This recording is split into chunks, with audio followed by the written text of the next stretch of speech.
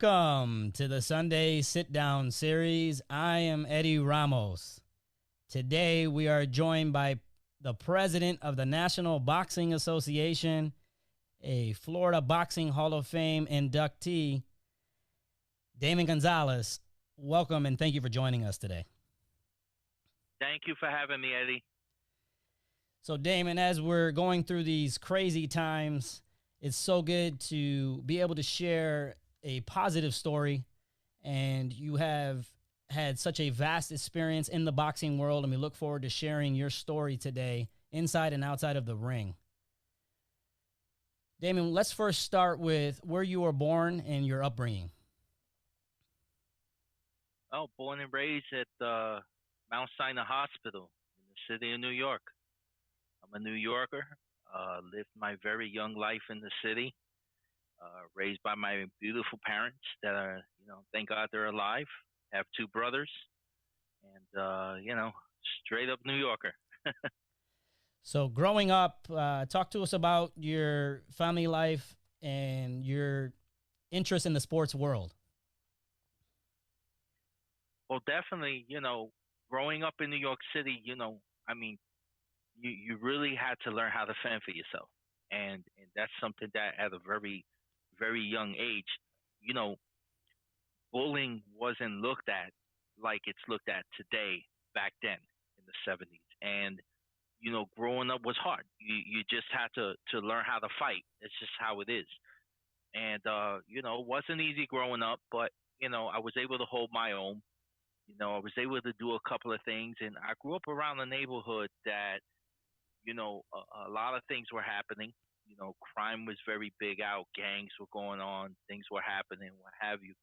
But, we had a bunch of kids that would translate a lot of their aggression in dancing. So, the group that I ran around with, we used to do this dance called the floor rock. And floor rock was originally translated into corporate America, not corporate America, but business, entertainment America rechanged the name for the young b-boys as us. They changed the name to breakdancing, and that happened back in, I think if I recall right, around 1983, 1984. And again, we grew up dancing in the corners, in the streets, going downtown, doing little gigs. People start to notice us. People start to see, this vibe that we were doing, because right from the Bronx, it was coming out really hard on the hip hop, and there was a lot of kids out there rapping at the time. So what we were doing is we were doing our stuff. We were just learning more the craft of what we were doing, and it was nice. It was, since I was young, I had so much energy, so I had to kind of translate that energy. Instead of fighting, I translated it in the dance. So, it was pretty cool. It was pretty cool. And, I grew up around names that are known in the B-boy world, legends like Prince Ken Swift, that taught me so much in my young life. Dino Lucan, Frosty Freeze, of course. The president of Rocksteady at the time was Richard Colon, Crazy Legs, which everybody knows him today. He still continues to, pass on the movement of the art of b-boying in the world with the famous Rocksteady crew. So it was an honor. It was really an honor. Here I am, a young kid, going to my mom saying, "Mom, they want me to dance in a club. They want me to do this." And, Mom let me go. She said, she let me be with the boys and do what I was doing. And then it got really crazy. They started present to all of us, yo, let's put on a tour. And we started breaking up in groups and touring all over the world. Wow. So my mom got me my passport, and she signed the contracts. And my first show, we were filming a movie in Shinjuku and Roppongi, Japan. We went out to Japan for about 2 months, and we started dancing in Japan and b-boying in this movie. So it was like crazy, because it was like 14-hour days going down breaking, going down, take after take after take, filming us. So that was pretty cool. And when we got back from that, they had another tour for us, and we went to South Africa for about 3 months. And Wow. we left there. We broke out to South Africa, and that was an incredible experience because back in 1984, I believe, 35, 36 years ago, there was tremendous, tremendous issues going on in South Africa with apartheid and everything happening at those times. And we were right smack in the middle of that place, performing in clubs, doing this thing in South Africa. We actually took some of the members over there because they had crews in South Africa of breakdancers, of b-boys, and we got together with a bunch of people, and we kind of took the DJ equipment from the club, and we went to Soweto. We went right in the ghetto, and that whole day we just did a show for everybody, for like I think thousands of kids Wow. that were there dancing at the same time, and it was incredible. That was something I remember to this day in my life. It was something that we weren't advised not to do it. We didn't even ask. We just went and did it, and we Right. did it because again, it was kind of showing what we had. I start to learn at a real young age, like you can't keep it if you don't give it away. So that's what I started to learn back then. So it was really really cool.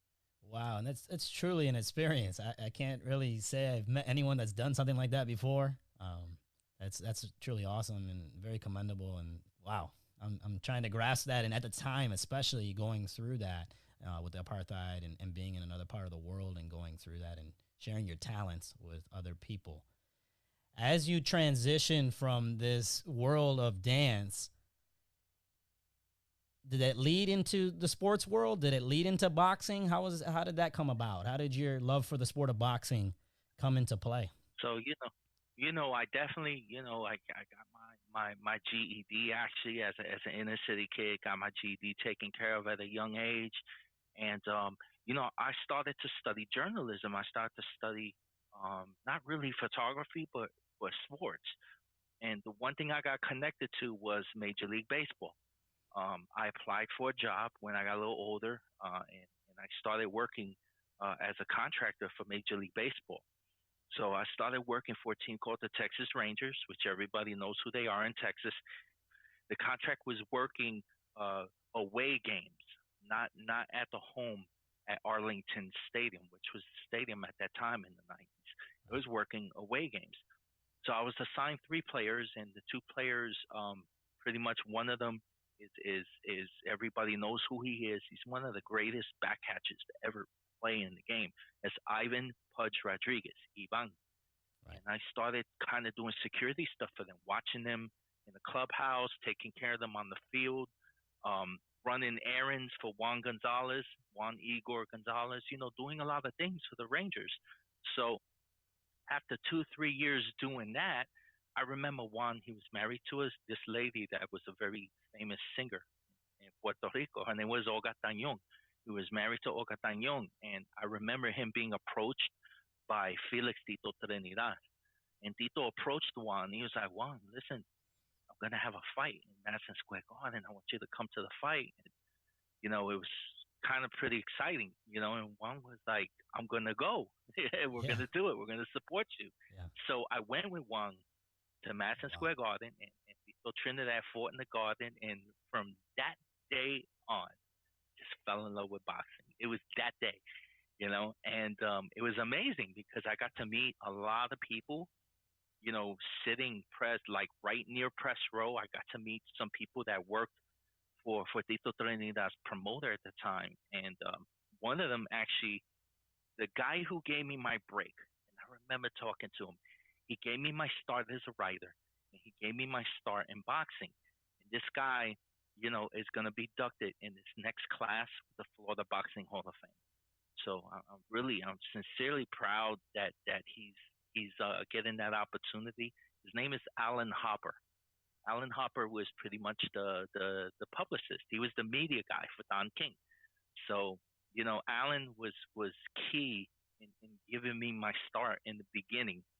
as sitting ringside, writing in fights and experiencing this whole. It went from a transition. It went from this baseball thing to boxing like overnight, and it just took off from there. Yeah, I get the chills when you're sharing your first fight at the Garden. My first fight was 2006, Kodo Judah, and the energy there, it can only be replicated so many times. And unfortunately, we don't know if it's going to happen again with another Puerto Rican fighter. We hope, but the vibe, and I think until you experience that, it's really hard to convey. So it gives me chills as you're sharing that story. As you transition into the boxing world, talk to us about how that led to LatinBox Sports. You're the founder of that. Share more about that. Well, I was doing contracting and I was writing for a friend of mine in the Bronx, New York. He actually went from his outfit. It was Latino Sports Ventures. The gentleman was name was Julio Babon, and we were very involved. I was kind of multitasking from working with the Rangers. I was also writing on the side. So, I got to cover so many games. And Julio Babon gave me my break, and he kind of gave me also opportunities to be a beat writer and write some baseball stuff back in the days. But then again, I made that transition into boxing, and when I did, that's when I came up with the name in 2000. 2000 in the year 2000, 2001, I came up with the name of LatinBox.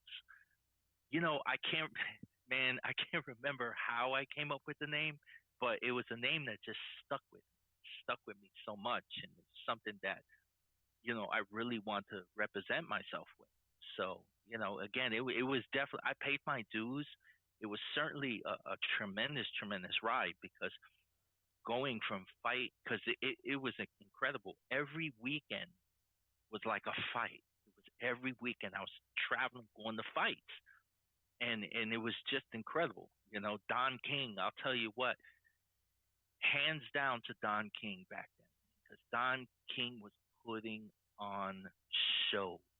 He was putting on fights. This generation today don't really understand people coming up in the era and what they've contributed in boxing. But I do. I experienced it hands on and speaking to the man and learning from him and just watching how he would do things. Of course, hey, we're in a world that everybody has, you know, something to say. Everybody has an opinion about everybody. But when you're hands on working with somebody and you're dealing with that person so many times, you start to appreciate. And I got that opportunity. I really did. Yeah, it's truly a hands-on experience working, especially with a promoter like Don King. I mean, that's legendary stuff. That's it's truly amazing. So, as you continued in the sport of boxing, you're traveling. How was the transition from you're a beat writer, you're in the sport, you're around these guys, you then get into photography, or was that kind of part of the actual, because at that point you're talking 2000, the blog and Facebook, this is before all that. So I'm curious how you transitioned during this time. I continued to write for a lot of years, and early on I remember working one of King's fights. Don King did a fight it was Reading, Pennsylvania. He did a fight at a brand new arena. It was called the Sovereign Center. And that fight, I believe, if I recall, it was Bernard B. Hopkins when he fought Carl Daniels. It was Carl Daniels and Hopkins. I started working that fight, and I started, just looking at guys ringside shooting and what have you. And some of them would help me out, and of course I would give them photo credits for their photos and what have you. But I remember I covered one of Don's fights. It was a real exciting kid at the time, and everybody could say anything they want about him, but he was insane. And it was Ricardo Mayorga. When Ricardo Mayorga came in the scene, he knocked somebody out, and I believe it was Reading, Pennsylvania. If I recall right, it was Six Heads Lewis. He knocked out, may he rest in peace, Six Heads Lewis. Ricardo Mayorga knocked Six Heads out. And it was that night, there was a guy shooting ringside, and he wound up taking a photo of Ricardo Mayorga after the fight in the press conference. He came in the press conference with a beer and a cigarette, and he started smoking in front of all the media. And we were rolling. We were just cracking the hell up. And the guy that took the photo, he took it with his flip phone. He had a flip cell phone. There wasn't no iPhones and all Right. that back then. And he took the photo with his flip phone. That photo wind up on Sports Illustrated's front cover. It wind up a front Wow. cover photo of Ricardo Mayorga with the cigarette. That guy was the Red Hat Man. Everybody knows him. He is now the senior photographer for Matchroom, and that's Wow. Ed Mulholland. Ed Mulholland was the guy back then. That's when Ed got his start. Shooting for King, and then the HBO scene came in, and Ed got his start with HBO through the years. So it's guys like Ed Mulholland, photographers like Ray Bailey, Tom Casino, and then of course, great friends in my life today that are hands down some of the best photographers: Alec Melendez, Joseph Carrera. Um, there's some really really good guys. I really kind of don't want Lester Silver. And right now Lester, he shoots a lot for the bare knuckle fighting, and these are guys that always, been humble, always been humble to kind of teach me the ropes. So through the years, it took a lot of work, a lot of practice, a lot of going from bad shots to good shots. And I'm my worst critic. A lot of times I get a little hard on myself for my work, things I do, but I just keep on pushing. I love what I do. And we can see that and we share with those viewers today to stick to the path, stick to your craft, what you're passionate about. Damon is obviously sharing how he started and where he is today. We're talking years of hard work and dedication to the sport of boxing and being open-minded, putting his hands in a little bit of, different types of things, from photography to the blogs, to working the actual promoting the fights and learning from others and keeping an open mind. That's really what we want to share with the viewers today, your story as we continue. Um, Damon, as you transition through the process, through with technology and things are moving forward, talk to us as well about your podcast. This is something that's really taken off, and when you started that, the Slip Punches Show. Well, a couple of months ago, back in March, um, everything just froze. Everything went into a standstill in the boxing world, in the sports world, and all over the world. The coronavirus has really affected so many lives and so many people, and things changed. It's like everything changed overnight. So it was a matter of safety for myself and my family to remain home and do whatever we can to try to figure out in my way to make sense of what was happening, what was going on, because it started to come like a tsunami. It started to happen so fast. So, being at home, everything went to a stop. And I'm sure a lot of my colleagues out there, from photographers like Amanda Westcott from Showtime, Hosanna Rule, women photographers, male photographers, uh, sports writers, everybody just like, what are we going to do? There was no fights. Everything froze. Nothing was going on. So, at that time, I got to think, I got to reflect. I made sure I went over everything with my team, and we went over everything we needed to do as far as to make sure, okay, let's look at the NBA. Let's make sure everything's intact. All my ducks are lined up. We'll certainly get into that. But, I felt a sense of boredom. I felt a sense of boredom. I got to admit, and I was home, and I said, you know what? I'll tell you what. You know what? I think that I could relate to so many people in the sport. So many people. You know why? Because I don't think I had a career that I spent time throwing people under the bus. You know, I think I had a career in giving everybody their due and giving everybody credit no matter what. You fight, I write. So I did my best. I did my best to always have that approach and keep that approach because there was guys like early in my career like Bert Sugar, may he rest in peace. He was a legend. He was an icon in boxing, just in himself, a tremendous historian. I used to pick his brain. I Wow. used to be ringside in Mohegan Sun, at the Garden, all over the place. Boardwalk Hall, Atlantic City, at the Gotti. I would just pick Yeah. his brain and try to get like a vacuum cleaner, try to suck up as much as possible. So everything lifted off. I went home and just created this podcast and started to interview fighters live on the air. And I start to recognize something. I start to recognize that this is a great time now for all of us to gather together to communicate in a positive way, to take our sport boxing and appreciate it at a higher level, at a level where you know what, I don't even waste my breath in saying things like the hate. I waste my breath with that. I'm an OG. You know what I mean? I kind of look at things the way I look at things, and if it works for me, I'm comfortable with that. I'm okay with that. So everybody I've had on the show so far, which I guess the surprising thing, hey, I'll tell you, brother, the surprising thing is the response. The response of so many people that were like, "Sure, Damon, no problem." You know, Yeah. I mean, it was amazing. Eddie Hearns, Dog Bay, Edgar Biranga, which is the future of boxing for Puerto Rico. There are other champions. Don't get me wrong. There are other young names that I love so much today. You know, the Orlando Gonzalez fighting out of Puerto Rico, the Henry Lebron. Those guys, they're great fighters. They're gonna be champions. But Edgar Biranga is just a totally different beast, totally different animal.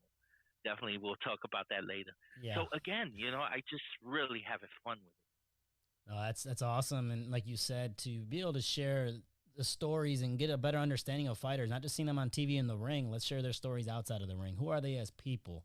And that's truly awesome with the Slip Punches show that you've been doing that, Damon, during these times. And I know that will continue, and you'll continue to bring guys on and share their stories. So I'm so blessed to have you on the show today and share your story. As we move forward, if you'd like to talk about some of your favorite fighters, and then we'll transition into you becoming president of a sanctioning body. But let's talk about some of your fighters that obviously you've had a vast of viewership over the years of many different fighters. Who would be, let's say, maybe your top five? That's probably hard to do, but we'll try to put it into your That's top that's five. that's definitely a good question because in the sport today, I think it's safe to say that it changes all the time. And not saying that it's like, oh well, that's a bandwagon thing. That's not what I'm saying. What I'm saying is we can appreciate the great talent that's coming out the sport today. The first two I definitely want to put on the list is, of course, my boy Teofimo Lopez. And I say my boy, and the reason why I say that because when he made his pro debut, I missed it. But his second pro fight, all the way up to now, I have not missed a fight. And the last time I've appreciated a fighter like that was Miguel Cotto when I covered Cotto in Puerto Rico in Bayamon. He fought on a card over there, and I just fell in love with Cotto, his style, the way he is.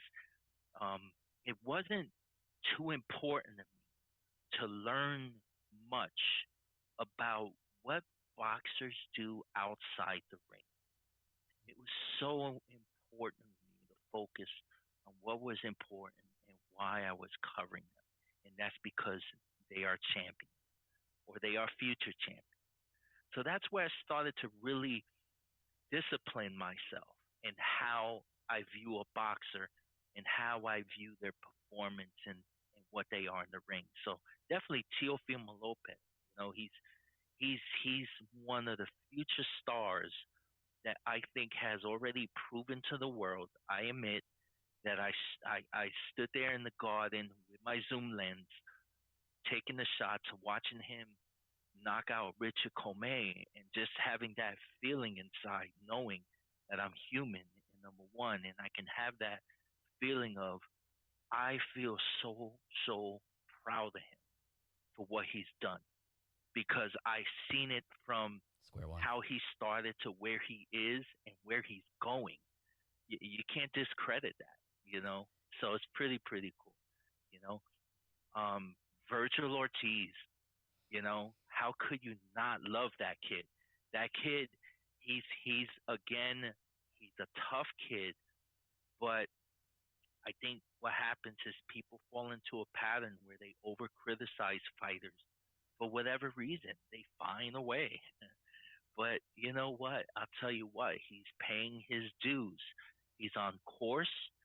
He just went through a fight with a guy that got hit with the kitchen sink. And you saw it, right? Yeah, it was He brutal. got hit with the kitchen freaking sink Yeah. and kept on punching. Yep. That's a real fighter right there. That's not an Uber driver. Yeah. That's a real fighter. And watching him fight back, getting hit so much, I gave the referee a lot of credit for giving him the chance Opportunity. Yeah. in a champion. That's one thing about the the California Boxing Commission, man. They want to make sure that they're going to give you the chance to fight. And he had the chance, man. Samuel Vargas is just tough as nails. He is who he is, and he has this purpose in boxing. You know what I'm saying? Right. You gotta say he's one of those kids that earn it. So, yeah, definitely Virgil Ortiz Jr. Man, the kid to me is just really special. Really special kid. Yeah, and You very know, underrated. Very underrated. Still hasn't. I mean, with this last fight on DAZN, still really hasn't hit the mainstream outside of the boxing world, which is shocking to me. As skilled as he is, obviously, even a guy like Berlanga, we're going to talk about him in a little bit here. Household name, no, but it's on the cusp. my, And my Virgil Ortiz will be a household name before it's all said and done as well. yeah, So absolutely. And you know what? I give a shout out and a love to all the female fighters, man. There's the Breakers and Catskill coming up. That's yeah, going to be a great fight in August and what have you. And the women are doing their thing. But one of my favorite women fighters, I've shot her photography in a couple of fights. The last one was actually January in Miami. Was Amanda Serrano, a real deal Serrano. Let me tell you, yeah, there's a big difference between sitting in the stands and then right there ringside watching it with your own eyes, and watching her fight. I'll tell you what, man, she's special. The girl can truly fight. She, to me, hands down, truly a champion. I'm not taking away nothing from the other women fighters. They're doing their thing, what have you, but she's definitely one of my favorite fighters, hands down. I want to say there was a matchup with her coming up with Katie Taylor. Is that correct? Or that was supposed to be in the works? I could be off with that. I had heard something about that being a possibility with the zone or Well, something. And there was definitely a scheduling they issue, have I believe, with Amanda having a right. reality show. Right. There was a scheduling issue, so they weren't able at this time, I guess, to make that fight. But I'm sure, Kaylee Taylor right now, she got her hands full. And she's fighting the rematch against Person, and let me tell you, that's going to be fireworks because that girl has proven that she's hungry. And when you have somebody that fights like that, Yeah. it just makes up for an incredible fight. So And I think, definitely, I'm looking forward to seeing that matchup. and not to cut you off here, Damon, I think it's great that you mentioned in your top five the female fighters. I don't think they get enough attention. And we're talking about a class coming forward here that's going to be in some main events like the UFC. I mean, you're going to have women's boxing at the forefront. I think that's amazing. So I'm glad that you mentioned that, and that's awesome. As we continue, The other day, I had just to land the plane with this comment. The other day, I had Michaela Meyer on the show, and I'll tell you, watching her performance in the main event on Top Rank, man, what a great young lady she is. Great attitude, very positive, but she really demonstrated in the ring that she's definitely a champion. There's no question about it. So I really had fun interviewing her on the show. That's awesome. Yeah, Michaela Mayer, truly a great story. And that if you're a boxing fan, you haven't seen her, you're living under a rock. Um, as we wrap up your top five, so we had the three so far. Who would you say are another two? Well, that definitely the other two. Let's see. Looking at boxing today, I mean, again, I have my favorites, and I don't think that for some people they may list all their favorites as champions, current champions at the moment, but not me. I mean, I think that I'm able to balance my thoughts and who I think is going to be great, or who is great, and who is continue to do what they're doing. One of my favorite fighters I like is Danny Roman. I like Danny Roman. He lost that fight in Miami. That was his first loss that he suffered, and what have you. But I'm looking forward to see Danny Roman in this new chapter. Thompson Boxing in California sat down with Al Heyman. Danny Roman, um, he's just a lion. People are forgetting that he's still young, and it is still a learning process for fighters. So Danny Roman, I think, is definitely going to turn things around for himself. He's going to be fighting under Al Heyman and PBC, and I'm looking forward to that. Again, Mr. Thompson has promoted him and been with him, and bring him all the way to the WBA champion of the world. So the kid has already tasted titles, but the best is yet to come for him. I still keeping. If I have bets to make, I'm still keeping my bets on him.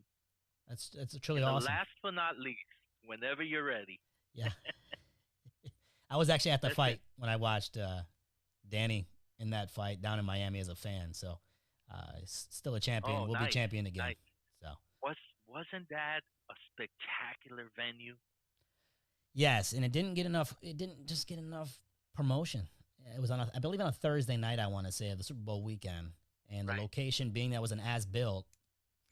People didn't really have an Yeah. address for it, and it just didn't get the promotion. And I'm going, man, what a beautiful venue. And I just wish Oh yeah. they got out more, man, because the location was awesome.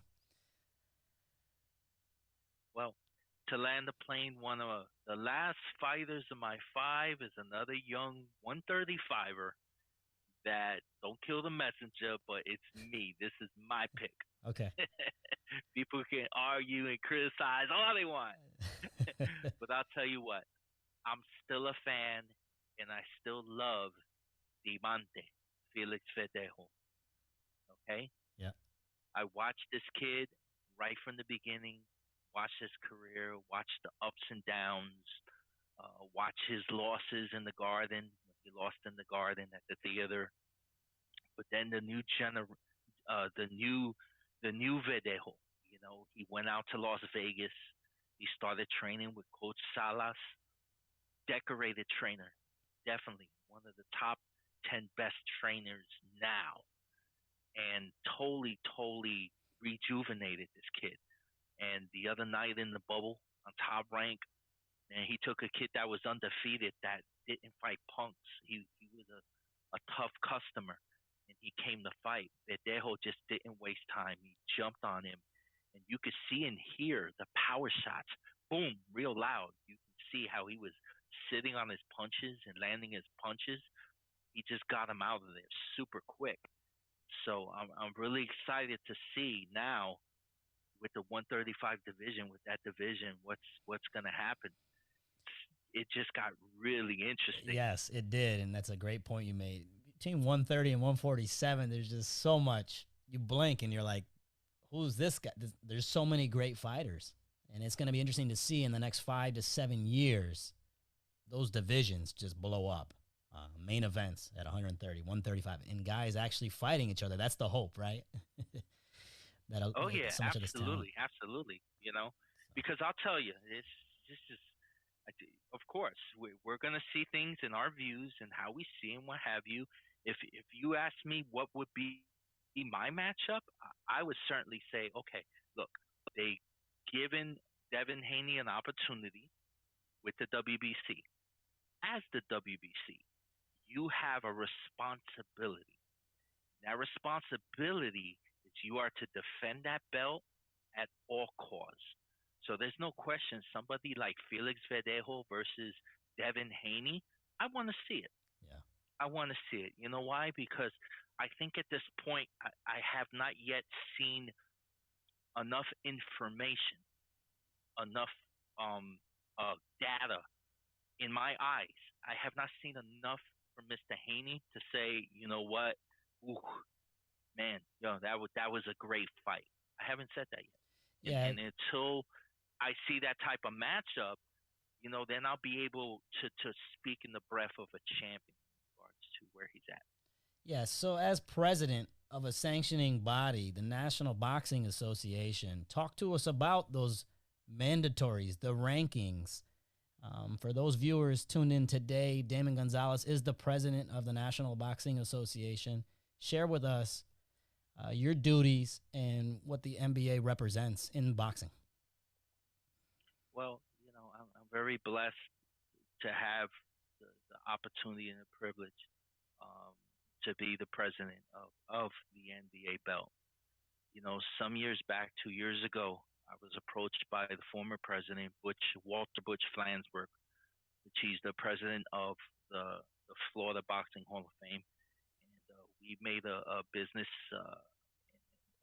transaction, and I've, bought the company. I have the company. And, I understood from the research and everything I've learned about the NBA that the NBA is one of the oldest belts in the sport of boxing. A couple of things I've learned was that in the generation of boxing today, 2 years ago, looking at everything and evaluating how the sport was, I understood I had a big task in front of me. I understood I had a lot of work in front of me to be able to take this opportunity and do something good of it. So what I started to do is learning from my predecessors, learning from wonderful people that I've known for many years, and I love them to pieces, man. Mauricio Suleiman, the president of the WBC, Baco from the WBO, Ed Levine from the IBO, and from a distance, of course, Gilberto from the WBA from a distance, because the first three I mentioned, there's always been a dialogue. There's always been a great communication with how do I go about approaching things? How do I go about doing things? How do I go about learning things? And they've always been open-minded to me. They've always been expressing themselves to me in a sense of respect and dignity, and they're just wonderful people. And I've learned, I feel I've learned from the best. So I started to line up all the ducks correctly. I remember one time last year, I think somebody wrote a really, really very nasty article about us. And it was like, I saw it and I kind of laughed because it was like, wait a second, I've been a writer for like 20 something years. Right. If you're going to go hard on somebody, don't you have a right to contact them and get a comment? Get the facts. Don't you have a right to say, hey, wait a second, if I'm going to say this about you, don't I have a right to ask you? Nobody called me. Nobody asked me questions. They just went to town. So, again, it didn't faze me or affect me, but it just goes to show, sometimes when you're trying to do the right thing and what I mean by the right thing is that we took kids and gave them the opportunity to fight for the NBA belt. And by sanctioning those fights, like I said, all the ducks are lined up. We have our business license in the state of Florida. We're registered. You go on the state of Florida website, you'll see the National Boxing Association. We have all our paperwork lined up with the ABC Boxing Commissions, which is all 50 states, the commissions that meet once a year, and they have a convention, but they handle the safety and everything under we are so pleased to know that we, under the requirements of the Muhammad Ali Act, our ducks are lined up, and we have everything that we needed. We have our ratings where we will rate young fighters, and we rate them on the based on, again, um, we try to rate these young kids that are moving in the right direction, of course, you know, and that's just so important to us because we're trying to. I want to use the word trying to stay in our lane. Okay, Okay. we're trying to stay in our lane to try to. We look at the NBA like a college. Okay, we're trying to educate these kids and teach these kids how to behave like young champions, giving them an opportunity to win a strap, to win a belt, and they have to win the belt. In order to do so, they have to perform in the ring and do the best they can and be safe. Now, once they win the belt, it's all about behaving like a champion. It's all about how you move forward from that point on. And most like all of our champions, they're very involved in the communities. They're doing the right thing. They're doing food drives.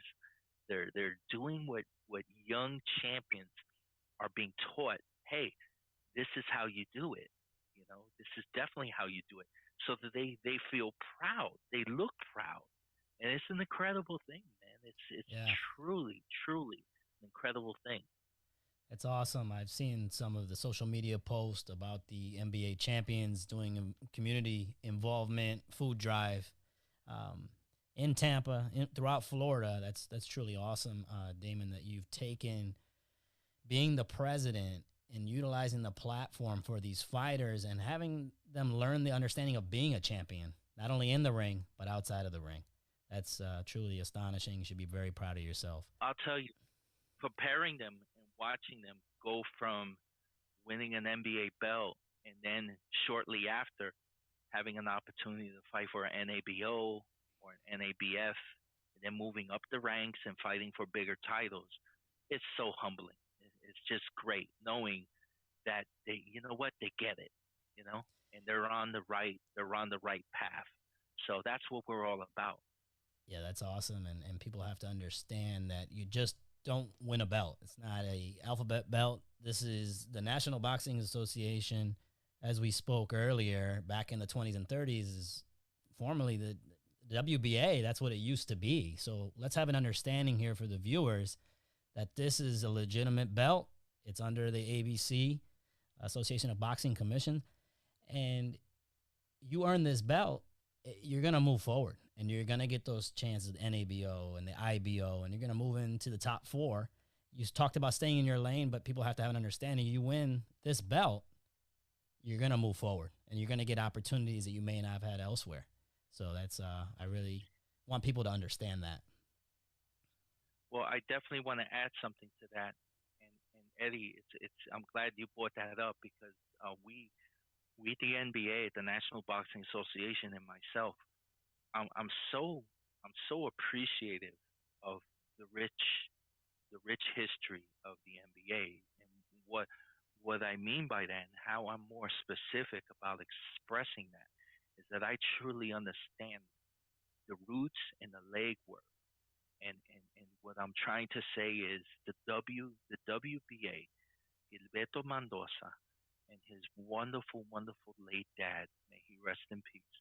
The Mendoza family and the tradition of the original NBA is all credit to the Mendozas. It's all credit to everything they've done to build what the WBA is today. And I clarify that and I make that very crystal clear because let me tell you, there are colleagues, there are friends, we love them to death, and we have such a great, great relationship. And it's about that. It's about doing what's best and what's right for boxing all the way across the board. We don't have time in this business to be stepping on each other's toes.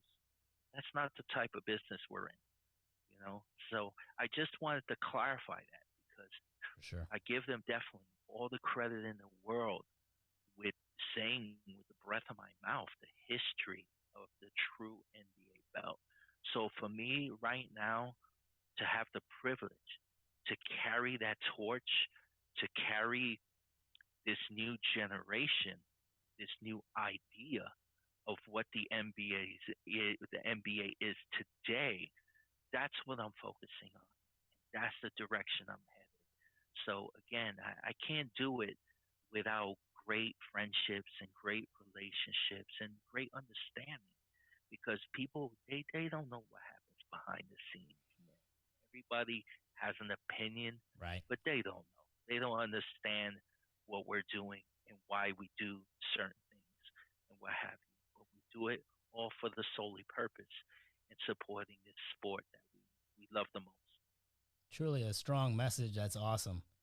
And Damon, I will ask you, what are some of your short-term, it's a two-part question, short-term goal, long-term goals for the NBA and yourself in your career in the boxing world?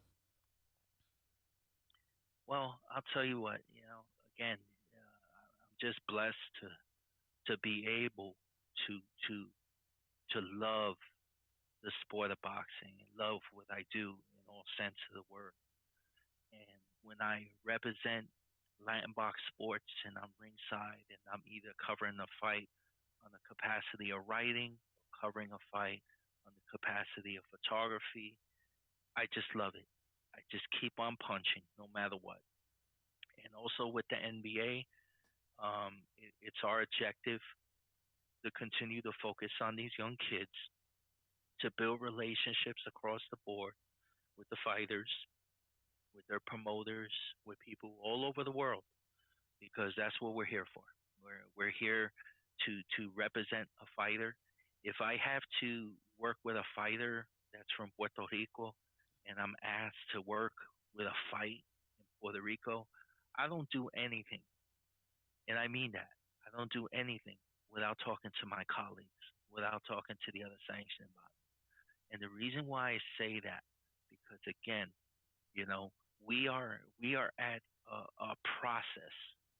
I would love to talk to you and speak to you where I think the NBA is going to be 10, 20 years from now. I would love to talk about that. But those things aren't going to transform, aren't going to happen if I don't just stick to the plan, if I don't just be patient, take my time, continue to communicate and dialogue, to support not just the fighters, but just to make sure that I'm in total understanding of working together with this great sport that we love the most and everybody involved in it. I love the open-mindedness and being always willing to learn. That's what we can really take away today for the viewers. Keep an open mind, stick to the path, and pursue what you're passionate about. So, Damon, in sharing all that, who is Damon Gonzalez outside of boxing? What are some of your passions and interests outside of the sport? That's a good question. The Yankees. I'm a Yankee fan. You're a Mets fan. Yeah. I love baseball. Yeah. I'm glad that we were able to get the opportunity to see the game again, pastime. And of course, it's different. There's no fans in the stands. These things are happening and what have you. But it's all about adjustment. It's all about adjustment. It's not just a business for the athlete. They're getting on the field. They're playing the game they love, and they're giving us the opportunity to watch the game we love. And again, that's one of the things. I have a very private life. I love my life. There's no question about it. I'm at good pace. Through all of this, this January, I celebrate 19 years as a courier. I work for FedEx Express. I've been a driver for FedEx for 19 years. Oh, wow. And through the boxing and the traveling and everything that you see with your eyes all over social media, I'm also working. I got to pay the bills. Yeah. So being able to have that blessing in life, to right now as we see, we're essential workers. We're out there, we're delivering, masks and all kind of respirators and tons of stuff to the hospitals, and just out there doing what I need to do, being safe. It's gratifying.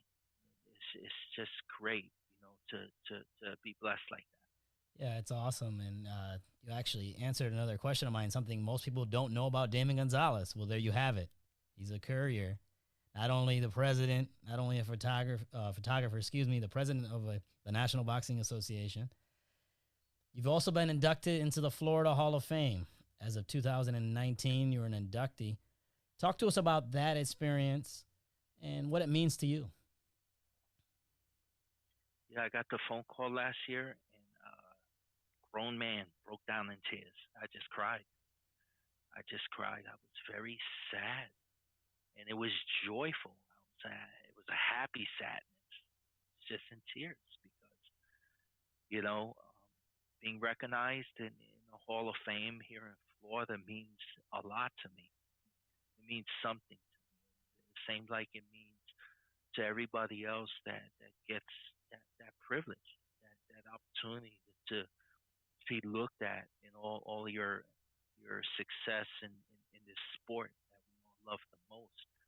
But I say the best is yet to come. I'm just staying humble and just loving the opportunities that are put forth in front of me and stuff.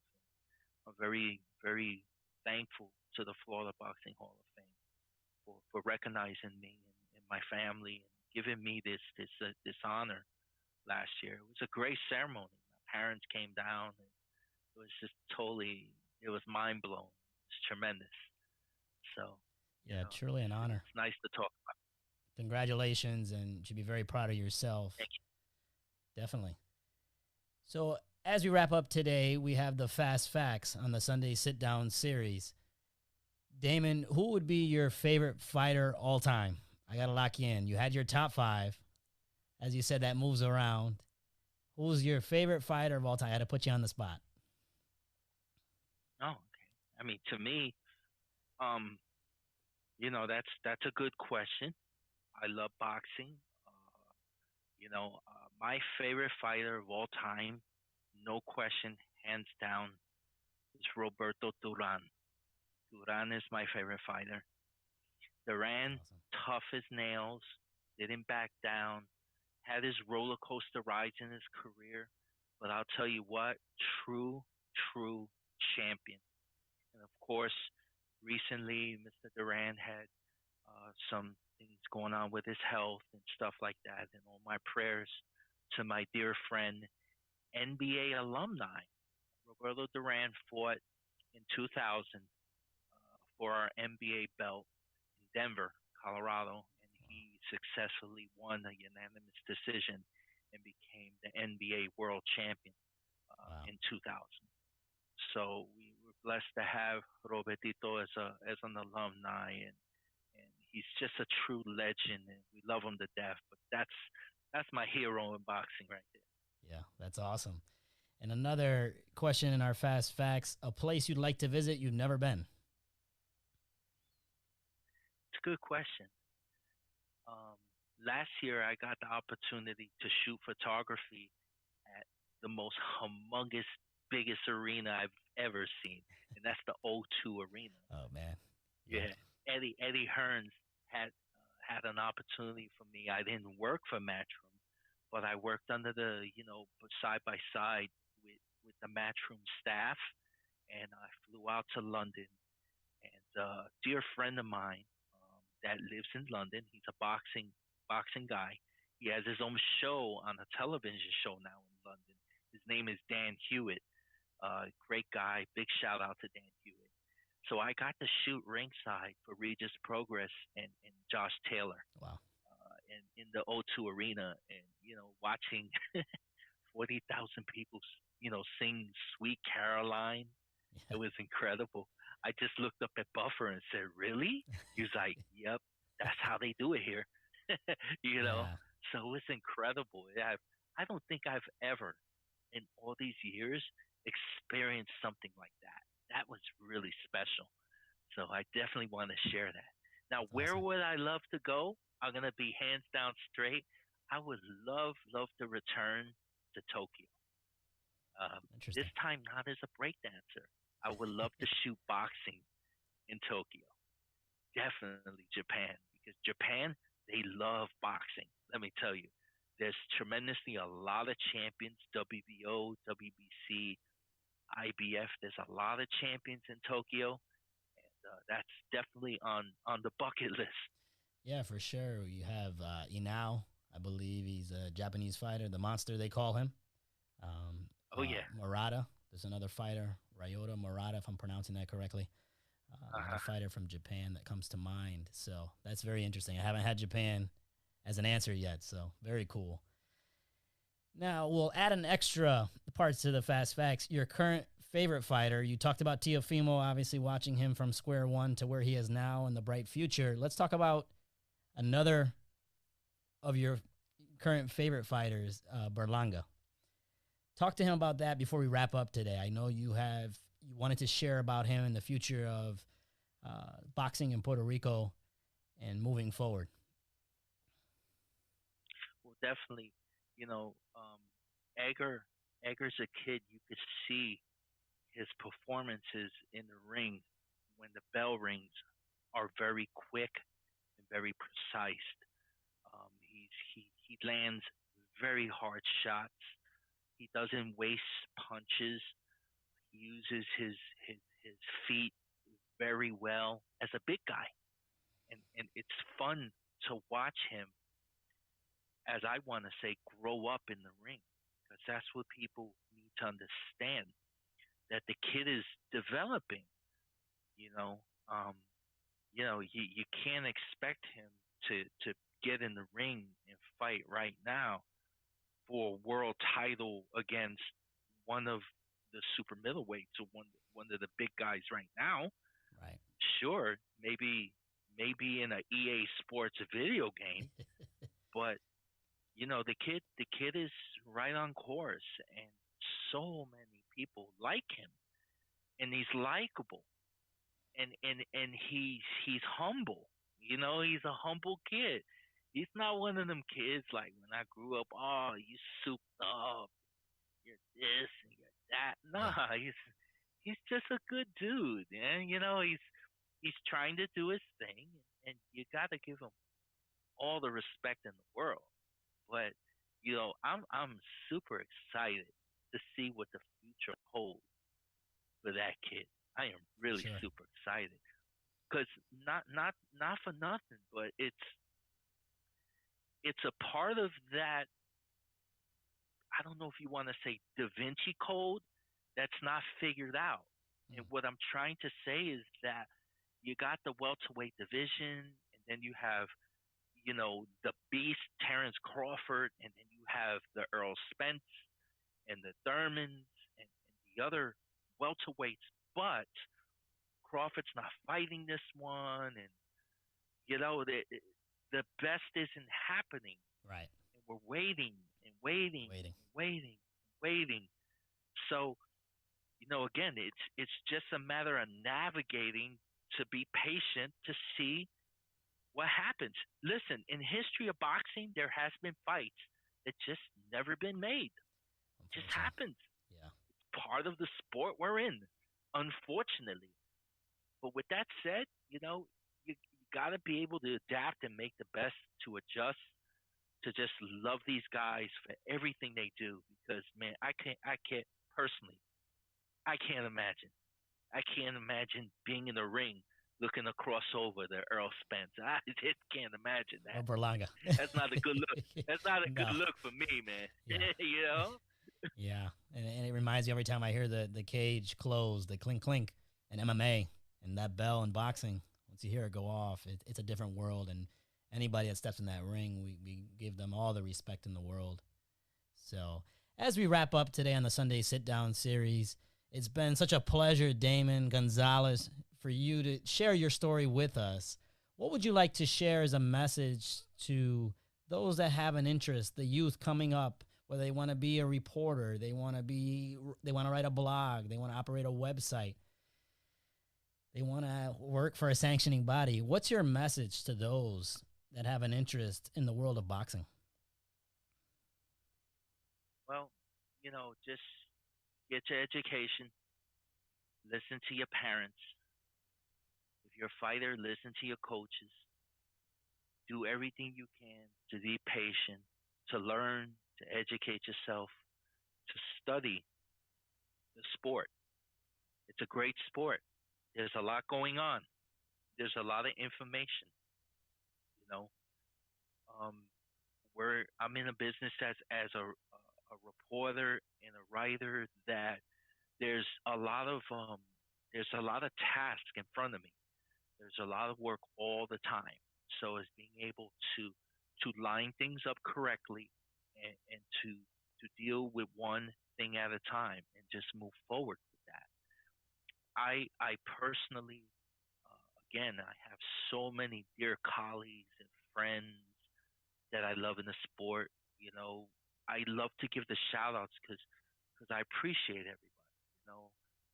Dougie from Ring Magazine, Dan Raphael, big shout out. My boys here in Florida, Sidestep Boxing, Will Montero, Yeah. Danny, uh, Brian, also, Joseph Carrera from Proof Media. I name some of these names because it's important. Relationships are important. Not everybody's going to like you. That's just life. It doesn't matter. Right. What matters is that you wake up, you thank the man above for another day to breathe the air, and I continue to keep on punching. I don't stop punching for nobody. I just keep it going. And that's what drives LatinBox Sports, Damon Gonzalez. I just keep on going. And I encourage, the younger generation, man, just plant your feet on the ground before you throw your punches. Just just concentrate, study, learn. Hit me up on social media. Hit me up on Messenger. Anybody have any questions? If I can, if I can get back to you, my email is latinbox2004 at msn.com. If I can answer any questions and help somebody or support you on your way up, feel free, man. Feel free. No problem at all. It's a great message. President of the National Boxing Association, Florida Hall of Fame inductee, the man behind LatinBox Sports and the Slip Punches Show, Damon Gonzalez. We truly appreciate your time today. From myself, Eddie Ramos, and all of Team La Perla, Boxing and MMA in San Juan, Puerto Rico, we want to thank you for sharing your story inside and outside of the ring today. Eddie, I'm truly humbled, man. Thank you so much for this opportunity. Appreciate it. And you take care, Damon. Thank you. You too.